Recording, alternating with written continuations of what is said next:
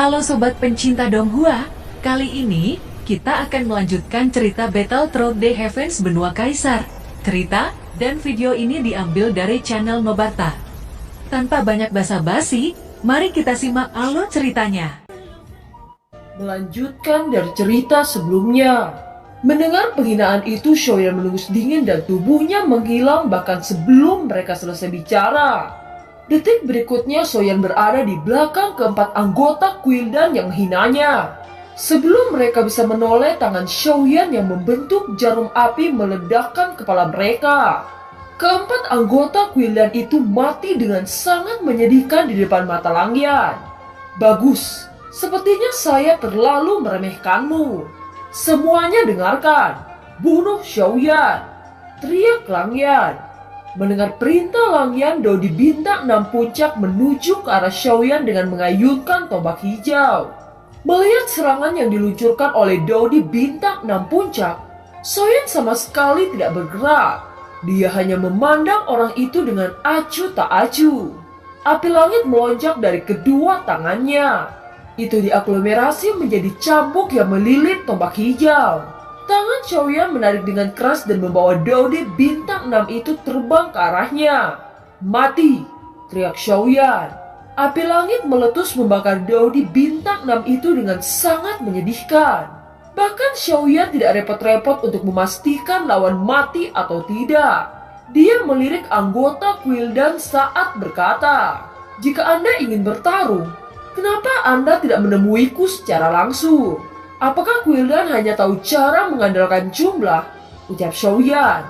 Langyan dan Guozeng yang menonton dari kejauhan sangat terkejut. Bukankah Xiaoyan hanya Dao di bintang 5 seperti yang dikatakan ketua kuil? Namun mengapa dia sangat kuat? Ucap Guozeng kepada Lanyang. Mereka tidak tahu bahwa Xiaoyan berada di Dao di bintang 6 tahap menengah. Jelas bukan hal yang sulit bagi Xiaoyan untuk membunuh semua Dao di bintang 6. Dalam sekejap mata, bayangan penguasa besar berwarna ungu merah terbentuk. Xiaoyan menebas ke arah ke-6 Dao di bintang 6. Di bawah serangan Xiaoyan, ke-6 Dao di bintang 6 menengah berubah menjadi kabut darah. Kekuatan ini bukankah Dao di bintang 7? Bajingan kecil, saya tidak tahu metode rahasia apa yang Anda miliki untuk melambungkan kekuatan Anda ke 7 bintang dalam sekejap. Tetapi saya ingin tahu berapa lama Anda bisa bertahan dalam metode rahasia ini, ucap Lanyang. Anda tidak perlu khawatir tentang itu. Setidaknya saya bisa bertahan sampai saya mengambil nyawa Anda, ucap Xiaoyan. Benarkah? Saya ingin melihat bagaimana Anda akan membunuh saya, ucap Lanyang. Pada saat ini pedang berwarna biru keluar dari tangan Lanyang. Guozeng di sampingnya mengeluarkan pedang berwarna emas. Kekuatan pedang terjalin satu sama lain. Tiba-tiba ribuan pedang mengebun di langit dengan lambaian tangan pedang-pedang itu jatuh ke arah Xiaoyan. Xiaoyan dengan cepat membentuk dinding api langit. Pedang tajam menusuk ke arah dinding api. Segera ledakan yang kuat terdengar. Itu membuat udara di sekitar terdistorsi. Guozeng melirik ke Dao di bintang 6 lainnya dan berteriak, "Kalian serang Xiaoyan sekarang!" teriak Guozeng. Melihat Xiaoyan terdesak, Langyan melayang di udara dan berubah menjadi sosok naga emas yang sangat besar. Itu menghalangi serangan kelompok Guozeng. Naga guntur emas misterius. Mata Langyan melebar. Dia pernah melihat catatan buku kuno di Quildan. Dikatakan bahwa naga emas petir adalah makhluk yang sangat langka. Saya sangat beruntung bertemu dengan naga guntur emas di sini. Saya akan membunuh Xiaoyan dan menjadikan Anda sebagai bawahan, ucap Lanyang. Mendengar kata-kata itu, Longyan sangat marah dan mengibaskan ekornya yang besar. Hahaha, sangat tidak sopan. Jangan salahkan saya karena saya akan berniat untuk membunuhmu juga, ucap Lanyang menoleh dan berteriak ke bawahnya. Bunuh mereka semua, teriak Lanyang. Guozeng dan 3 Dao di bintang 6 puncak saling menatap. Segera mereka bergegas menuju Longyan dipimpin oleh Guozeng. Tiba-tiba sosok cantik Ziying melesat ke udara dan menciptakan udara dingin yang meresap ke arah Guozeng bersama ketiganya. Setelah itu tubuh Ziying menciptakan tubuh cloning menjadi 10 sosok. 10 sosok ini mencapai Dodi bintang 7 awal yang bergegas menuju orang-orang Quildan. Wajah orang-orang Quildan seketika menjadi jelek. Pisau tajam diam-diam melewati tenggorokan Dodi bintang 6 puncak. Jeritan yang dipenuhi dengan rasa sakit terdengar saat Dodi bintang 6 Quildan memegang leher mereka. Dalam beberapa menit itu hanya menyisakan 2 Dodi bintang 7 awal yaitu Lanyang dan Guozeng. Adegan ini terlalu cepat sehingga amarah Lanyang memuncak sampai ke puncaknya. Kekuatan jiwa yang agung melebar. Sosok-sosok cloning Ziying dihancurkan seperti gelembung oleh Lanyang. Hanya tubuh Ziying yang sebenarnya berdiri di udara kosong. Wajah Ziying sangat pucat. Sepertinya dia sangat lelah setelah menggunakan seluruh kekuatannya. Guozeng segera melesat ke arah Ziying bersama pedang emas raksasa menebas ke arah tubuh Ziying. Akan tetapi tubuh Guozeng tiba-tiba membeku ketika dia akan mendekati Ziying. Guozeng jelas memiliki pertahanan jiwa yang kuat. Tetapi sekarang dia merasakan bahwa tubuhnya sulit digerakkan. Dengan pencegahan ini, sosok Ziying sudah menghindari pedang emas dan bergegas kembali ke arah Xiaoyan. Setelah itu, kabut hijau muncul di atas Guozeng dan Langyan. Racun yang mengerikan menyebar menyelimuti mereka berdua. Itu adalah Nan Erming yang telah meluncurkan serangan. Melihat kabut hijau yang tebal turun dengan cepat, Lanyang mengeluarkan nyala api biru dan menyapu kabut hijau yang beracun itu. Api biru ini adalah sejenis api binatang yang disebut Blue Flame. Di bawah nyala api biru, kabut hijau seperti bertemu musuh alami, lalu terbakar menjadi ketiadaan. Nan Erming hanya memberi waktu pada Ziying untuk mundur. Ziying akhirnya kembali ke tim dengan aman. Tetapi wajah pucat itu tampak lebih pucat. Lanyang saat ini hampir gila. Kelompok yang dia pimpin hanya tersisa 2 orang. Sedangkan kelompok Xiaoyan tidak satupun dari 7 orang yang jatuh. Bagaimana dia tidak sangat marah dan terhina? Guozeng menyadari pikiran Langyan dan dia mengambil langkah maju. Pedang emas di tangannya mengembun saat berubah menjadi ratusan meter. Melihat pedang yang mengembun itu, Longyan melesat menembak dengan bola guntur. Kedua kekuatan besar bertabrakan satu sama lain. Namun dari bentrokan ini, Longyan dirugikan saat tubuhnya terbang puluhan meter jauhnya. Dia bahkan menyekat jejak darah dari sudut mulutnya. Naga yang bodoh, kau pikir bisa mengalahkan saya? Teriak Guozeng. Saya memang tidak bisa membunuhmu, tetapi ayahku bisa melakukannya untukku, ucap Longyan. Longyan dengan cepat mengalihkan semangat juang kepada Xiaoyan.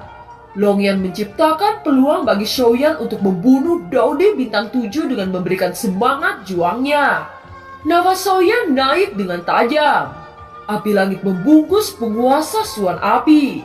Api ungu merah memancarkan gelombang energi yang mengerikan. Di sisi lainnya, buru-buru meledakkan keterampilan bertarung. Saya ingin melihat apakah pedangmu atau penguasa Suan Apiku yang akan beruntung, ucap Xiaoyan segera bergegas dan mengangkat penguasa raksasa yang menyala-nyala. Itu menikam ke arah kepala Guozeng dengan sangat ganas. Guozeng sangat ketakutan melihat penguasa berapi-api menuju kepalanya. Dia mengandalkan pedang emas dan dengan paksa menahan penguasa Suan Api Xiaoyan. Namun penguasa Suan Api itu seperti bertemu dengan tamu saat menghancurkannya dan dengan keras menabrak kepala Guozeng. Dalam sekejap, kepala Guozeng berubah menjadi semangka yang jatuh dari tangga. Xiaoyan yang baru saja turun dari udara kosong tiba-tiba ledakan yang sangat keras terdengar. Itu adalah serangan menyelinap dari Lin Yan yang berhasil mengenai Xiaoyan tepat waktu. Kelompok Xiaoyan yang melihat ini sangat tidak menduga dengan apa yang terjadi. Segera mereka bergegas setelah pulih dari keterkejutannya dan menangkap Xiaoyan yang jatuh dari udara. Bajingan, orang dari Quildan itu sangat licik, teriak Xiaozan. Walaupun Xiaoyan berjuang untuk bangun, tetapi luka yang ditimbulkan tidak memungkinkan Xiaoyan untuk berdiri. Xiaoyan menatap kelompoknya dan berkata, "Lebih baik kalian cepat pergi," ucap Xiaoyan. "Apa yang kamu katakan?" Meski kami bukan tandingan bajingan itu, mereka harus melewati mayat kami jika ingin membunuhmu. Teriak kelompok Xiaoyan. Lanyang menengus dingin saat berkata, 6 orang tidak berguna dengan kekuatan Dodi bintang 6 puncak berani bicara seperti itu. Baiklah, karena kalian bersikeras untuk mati, saya akan segera mengabulkannya. Ucap Lanyang dengan acuh tak acuh. Dia mendengus dingin dan dengan cepat mengeluarkan pedang biru besar. Dengan lambaian tangannya, pedang biru besar melesat ke arah 7 orang. Tepat ketika serangan Lanyang hampir mengenai mereka bertujuh, tiba-tiba serangan Lanyang yang hadir menjadi ketiadaan. Keluarlah, bukan keputusan bijaksana untuk ikut campur dalam urusan kuil dan saya, teriak Lanyang. Suara tua tiba-tiba menggema di atas langit. Semua orang melihat sekeliling dan melihat sosok keluar di udara kosong. Kakek keempat, Anda akhirnya datang, teriak King Mu'er. Orang yang dipanggil King Mu'er adalah penatua keempat dari klan iblis darah yang dikirim oleh King Hao. Kekuatan Dodi bintang 8 dilepaskan tanpa peringatan. Kekuatan yang agung menekan Lanyang. Lanyang merasakan tubuhnya akan meledak. Dia dengan cepat berkata, "Penatua keempat, apa yang Anda lakukan?" teriak Lanyang. "Apa yang saya lakukan? Anda telah menyakiti cucu saya. Jika saya tidak membunuh Anda, wajah apa yang saya tunjukkan jika bertemu Kaisar Iblis?" ucap penatua keempat. Mendengar apa yang dikatakan penatua keempat, wajah Lanyang menciut. Segera ekspresi ketakutan melintas di wajahnya saat dia berkata, "Saya tidak tahu jika dia adalah saudara Kaisar Iblis King Hao. Tolong maafkan saya. Saya hanya diperintahkan untuk menangkap Xiaoyan. Itu tidak ada hubungannya dengan klan Iblis Darah," ucap Lanyang. "Menangkap Xiaoyan? Katakan, apa tujuan kalian ingin menangkap Xiaoyan?" teriak penatua keempat. "Sejauh yang saya tahu, Quildan ingin membunuh Xiaoyan karena roh api yang ada di tubuhnya. Oleh karena itu, Quildan ingin menghancurkan Xiaoyan," ucap Lanyang. "Apakah sebelum menerima misimu kamu sudah menyadari bahwa Xiaoyan memiliki hubungan dekat dengan klan Iblis Darah? Sekarang kamu ingin membunuh orang yang pernah membantu klan Iblis Darahku. Mati sendiri atau saya akan meledakkan tubuhmu," ucap penatua keempat. "Baiklah, karena saya juga merupakan seorang dari ras iblis biru, saya akan membayar dengan nyawa saya atas kebodohan saya karena tidak mengenali bahwa Xiaoyan memiliki ikatan mendalam dengan Kaisar Iblis. Xiaoyan, terimalah permintaan maafku," ucap Lanyang. Tiba-tiba api biru melayang ke arah Xiaoyan.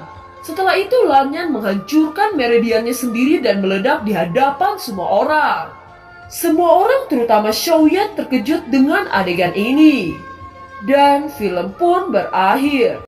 Terima kasih telah menyimak dari awal sampai akhir ya. Sampai jumpa.